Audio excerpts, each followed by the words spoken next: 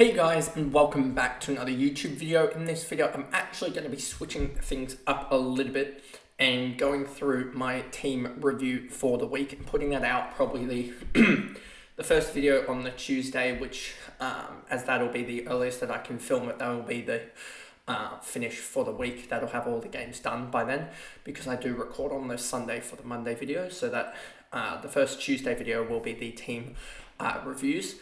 And yeah, so we'll go through it early on in the week, and then we'll have the other reviews after that. I know that I am a good 4 videos behind or something, just because the my voice was cooked from the Swans game, so I didn't record on the Sunday. And then the Monday morning I tried to record, but wasn't feeling well at about 6 or 7 a.m, which I had to do before uni, so couldn't get any recordings there. So I was a little bit behind, but I'm going to catch up today a fair bit. I think we'll get, probably 2 videos back caught up. So I think I'll be caught up probably...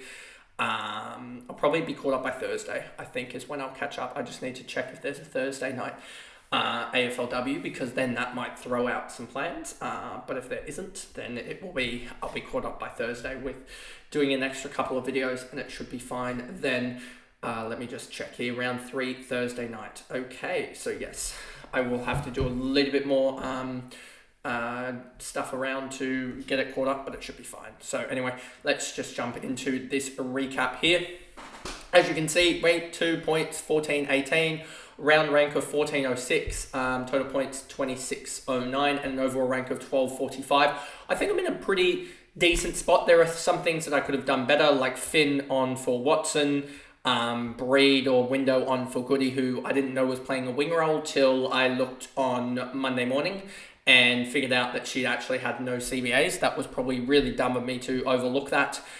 And yeah, I basically got stuffed with a 10 here on both fronts. So yeah, that was really bad. If I'd had any sort of better scorer here, then I would have been in a much better slot. But anyway, it is what it is. So I burnt, 35, 32.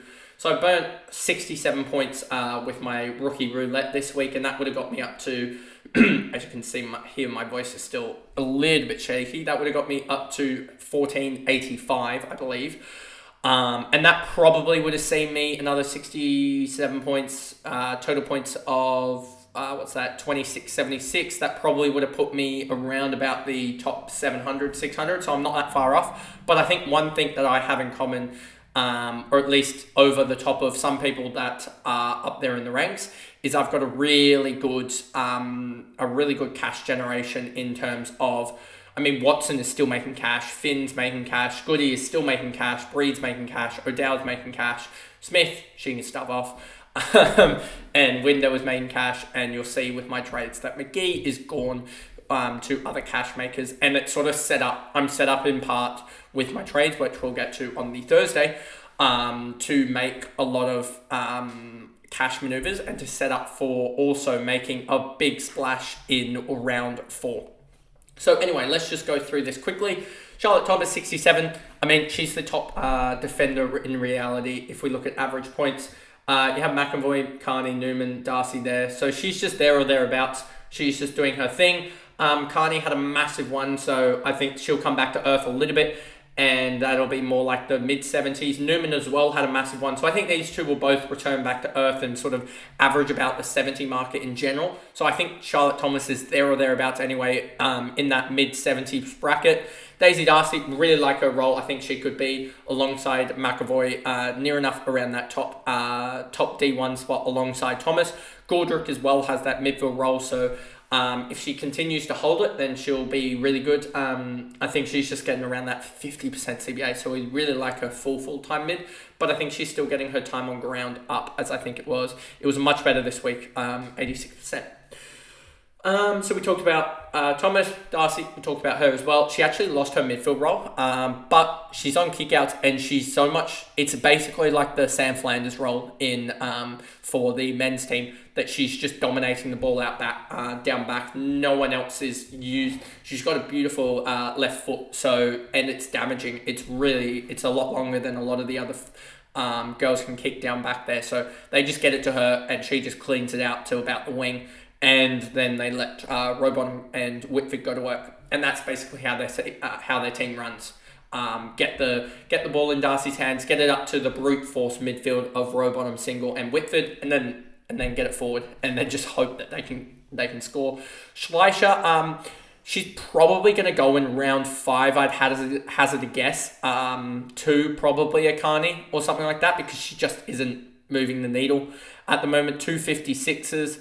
And yeah, it just isn't working at the moment, but she's not necessarily doing terribly. She's just not necessarily hitting the heights, and she's in around that, you can see here, she's in around that sort of 20-25 region for defenders, but I think she can easily pick it up.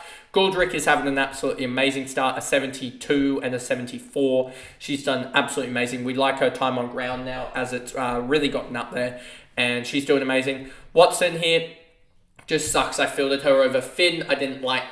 Finn's got a really dominance on the wing. Even though she's got a wing roll, it seems like her wing's the one that they're going down a lot. So I really like it. And yeah, she's doing really, really well. And so she'll probably be on field next week over Watson. Marinoff, she just absolutely dominated. Absolutely dominated. 19 tackles, 26 kicks, 5 handballs, and 7 marks. So you take out... Say you just take out 10, 15 tackles, take out 15 tackles of that, and she has 4 tackles. She still ends up on 131. She take out the full 7 marks and 7 kicks. That's 42 points. She still ends up on 149. Take out even just 20 kicks and say she has the 19 tackles. She ends up on 131. She just had an all-round perfect game, and she even kicked a goal just to cap it off. And the funny thing is, she was on 119 at halftime. She slowed down. She scored 72 in the second half. If she'd had a better quarter than the third quarter of a 30 and had like a 40 quarter, that's a 200 game in the AFLW, which I don't think we've seen even in the men's. I don't think we've seen a 200 game. I think the best we've seen is a 184, I think, from memory. So a 191, divide that by the... that's the equivalent of a 225 in the men's. 225. Are you joking? That's basically like getting that's like a decent enough captain, or an average captaincy score. Like where we're starting to consider, do you actually want to take it? Like when it's doubled up. That's how good of a game it was. And of course we got the double up. Rowbottom, I was absolutely cursing myself when I saw Rowbottom get 163. I was like, oh well, Marinoff is going to have to lose some points here. Nope. Rowbottom had an absolute perfect game. 35 touches, 10 marks, 10 tackles, 4 free kicks, 4. Didn't kick a goal, but still ended up 163. So she's absolutely smashing it. And yeah, she'll be up there in terms of the best scorers. Season ranker 3 because she's behind Ali Anderson, who did a freakish display as well. Monconti saved it for a 76, which kind of sucks, but she's going along. She got tagged in this game, I'm pretty sure, pretty heavily, which kind of sucks, but she'll be back. Sydney, I don't expect to really tag, to be honest with you. Maybe they put Tanya Kennedy onto her, but honestly, I don't expect them to do much because they'll have a midfield probably of Ham, Gardner. Who else is going to be in there? They have a misfit midfield, sorry. So, yeah, they might put a tag on her, but I think Monconti will still do well. Blackburn put up a 110. She's got West Coast and then the double. She'll be gone probably after the double just because she's not putting up the absolute scores that we probably need, even though she's averaging, 102.5, which is still really good. But she's just not putting up the scores that some of them are going. So there are plans that she'll be the one that goes to a Ghana in round 5 I have at the moment. Goody, just on the wing roll, just sucked for basically a half and was on, I think, about 8 or 10 at halftime. Got to a 34, which is a decent enough save, but yeah, just burned some points there. Breed had a really good game. She'll be really good now that Sheriff and I think West are both out indefinitely, I think. Or was West out in... I just want to check. Let me go to Hawthorn midfield. West, I believe, is... there was someone out this week that we'll have to look at Hawthorn. But it looks bad for Sheriff with her injury. So Breed should take up a little bit more of that role. And she could hopefully get to that 60, 70 and just continue on with the cash gem because it's kind of needed. Because we're going to make a big swipe in the... not this week, but the week after. Edmonds, she's just, I know she has West Coast, which she'll probably absolutely towel up, but she's just not scoring enough, which is really annoying. And yeah, so she's probably going to be the big restructure this week. If you haven't already seen on my Twitter account what I'm doing, or near enough what I'm doing. O'Dowd, 76, she's been absolutely amazing. 594k, she is on the way towards basically getting up to primo status in herself. She's already made 294k, and another 2 weeks of this, and she'll probably be upwards, potentially somewhere around that 800k range, 850k range, and that'll be an easy swipe to one of these, like, look at this, to Strom, Frederick. She'll probably be around there. I know Wales went down, but Strom's going to be probably after a 62. If I just go to stats by Jane, I'm going to hazard a guess that she's probably going to have 110 break even. Strom here has a 93 break even. She might not hit that. If she gets another like 75, she starts to go down. Frederick, who I'm not going to end up getting in the end, has a, yeah, she's starting to go down as well. So those two are probably are the best two rucks at the moment. But yeah, I think you'll find that O'Dowd's going to really catch it up very quickly on those types of rucks, and she'll make a big difference. Hoare's just the number one forward at the moment, basically. I know that you've got the likes of Ty there at 94, but I think Ty just had a really outstanding performance. Friswell, I was surprised she went back-to-back with that. Given her role, O'Loughlin, I don't know if she'll be able to back it up. But yeah, she was definitely one that is just in a better role than anyone else.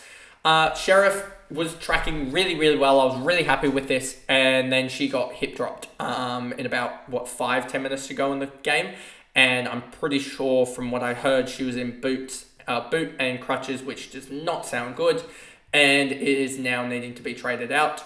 Yeah, you can just see the time on ground just drop. So yeah, that just sucks for Sheriff. Pauga put on an almighty save. She has a really good role, but she's just not putting up points, or at least the absolute points that we need. But at least she's there or thereabouts, and I'm pretty sure she'll have a big game sometime soon.